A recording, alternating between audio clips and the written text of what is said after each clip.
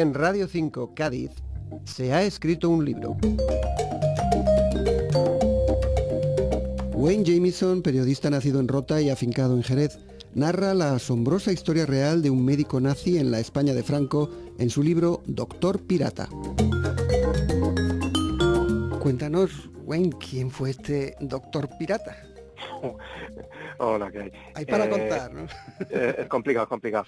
No, pero sí, es un hombre, bueno, no sé, yo lo defino como el hombre de las mil caras, un personaje muy complicado, que representa como pocos o como nadie, creo yo, la ambigüedad, la dualidad del ser humano, pero llevada al extremo, ¿no?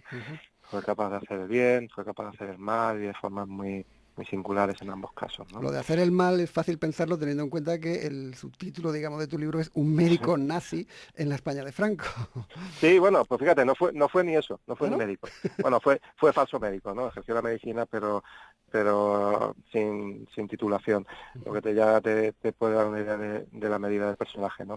Mira, muy rápido, y supongo que para que la mayoría de tus oyentes lo entiendan, este fue, aquí en la provincia de Cádiz lo conocimos, algunos, o supimos de él a través de un artículo en prensa publicado en 2011, que hablaba de un hombre que en el año 46 había llegado a Chipiona para dirigir el sanatorio marítimo, que se hacía llamar Luis Gurruchaga, que decía ser de origen vasco, y bueno, que enseguida se hizo con las simpatías del pueblo, pues porque curaba, aparte por su carácter, pues porque curaba a desahuciados y a hijos de familias sin recursos sin pedir nada a cambio. Pero ese hombre reconoció a unos pocos un pasado oculto, que él decía o dijo a esos pocos que había sido médico de las SS en campos de concentración alemanes. Y bueno, aparte llevaba una doble vida en Chipiona, pues con una embarcación de recreo que tenía, pues empezó a dedicarse al contrabando en Tánger, en el Estrecho, una actividad que acabó derivando en piratería, de ahí su apodo, ¿no? De Doctor Pirata.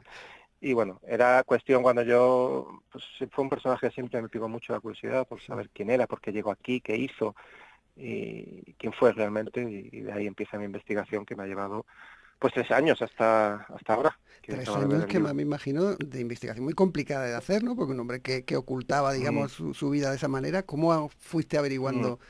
Muchísimo, porque además con el inconveniente añadido de que no hay bibliografía escrita sobre este hombre, ¿no? Claro. Se ha escrito mucho sobre nazis, se ha escrito muchísimo también sobre nazis acogidos en España en el tramo final de la Segunda Guerra Mundial, durante la Segunda Guerra Mundial, o incluso después, ¿no? Que vivieron en España, pero pues, casi siempre se ha centrado casi todo en lo más conocido, ¿no? Otto Skorzeny, León de Grell, pero en personajes más anónimos o menos conocidos como él, pues no había nada escrito, ¿no? Y fue complicado, y más cuando tiras o empiezas a tirar del hilo de dos identidades, Luis Gurruchaga y la que él decía que tenía como alemán, Friedrich von Frauenfels, que eran falsas, ¿no? Y entonces vas tirando y llegas a callejones sin salida, y así una y otra vez. Era desesperante, sobre todo al principio, hasta que la clave está en descubrir cuál fue su auténtica identidad, y a partir de ahí sí que la investigación sigue siendo complicada, porque sobre todo como agente de la Gestapo, que fue su auténtica labor dentro del engranaje del nazismo, en Alemania, en Holanda, en este caso, y en España, en Madrid, como agente de la Gestapo, utilizó otra identidad que ni siquiera era suya auténtica, era otra inventada, ¿no? Entonces, yo tengo demostradas o documentadas hasta 8 identidades diferentes. Claro, de ahí que Pero bueno, dijeras que era un poco el hombre de las mil caras, desde luego. ¿Has totalmente. podido contactar o tener testimonios de personas cercanas, digamos, al verdadero personaje?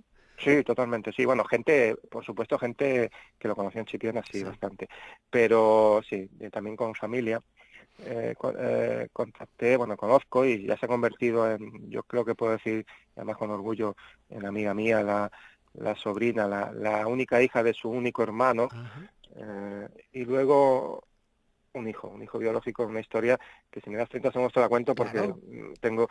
yo recibo con el manuscrito ya acabado en principio de diciembre de este año pasado, 2019, recibo una llamada de alguien, un hombre en inglés, que me decía, Wayne Jamieson, sí, mira, que quería hablar contigo sobre Doctor Pirata.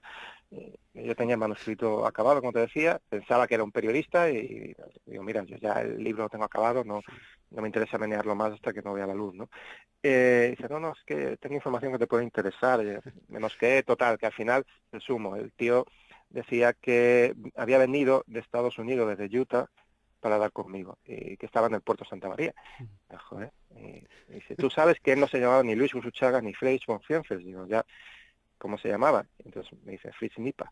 Claro, yo ahí me tuve que sentar, porque se suponía que el único que sabía cuál era su nombre auténtico entonces era yo. Y digo, este tío lo conoce, y digo, ¿usted quién es? Dice, soy su hijo. Además, un hijo biológico que no supo quién había sido o quién era su padre no lo supo hasta el año 91. Claro, cuando estaba muerto. Y bueno, que le habían contado también una vida de su padre que no se ajustaba mucho a la realidad, o que habían ocultado la parte menos amable, ¿no?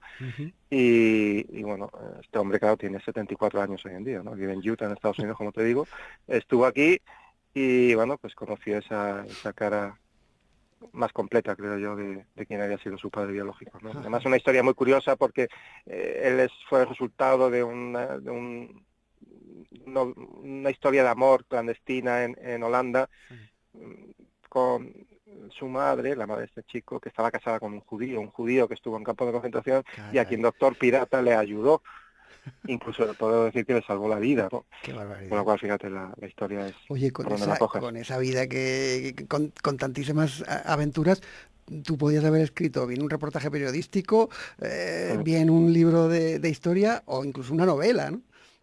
Sí, bueno, de hecho, inicialmente el planteamiento era escribir una novela, porque yo no me esperaba rellenar toda su trayectoria vital. Yo esperaba ir descubriendo cositas y digo, bueno, pues para rellenar los huecos, pues recurro a la novela, ¿no? Aparte de ficción, ¿no? Mezclo realidad con ficción. Pero no ha sido necesario. Cuando yo voy descubriendo documentos, expedientes, informes, incluso cartas manuscritas por él, y me doy cuenta que puedo acabar trazando toda su trayectoria vital, o prácticamente toda su trayectoria vital. Lo tengo localizado desde que nació en 1919 hasta el final. Lo dejo para quien lea el libro, porque es sorprendente. Entonces yo me planteo la duda, digo, ¿por qué voy a escribir una novela si todo, ya su vida de por sí parece sacada de una novela? ¿Por qué le voy a hurtar al lector que se plantee cuando esté leyendo si esto es verdad o esto no? Claro. Le digo de antemano que todo lo que hay es real, todo lo que va a leer es real, o por lo menos yo lo escribo con la voluntad de acercarme lo máximo posible a ello. Y bueno, recursos sí pues no sé, lo podemos llamar novela sin ficción, periodismo narrativo, novela documental, llámalo como quieras. Pero al fin y al cabo lo que se cuenta, creo que lo importante en este caso es la historia, ¿no? Bueno, pues esta novela sin ficción, Doctor Pirata, de Wayne Jemison, ya la tienen disponible, nuestros oyentes. Muchas gracias, Wayne, por este ratito de conversación. A ti por tu interés y a vuestra disposición siempre que queráis.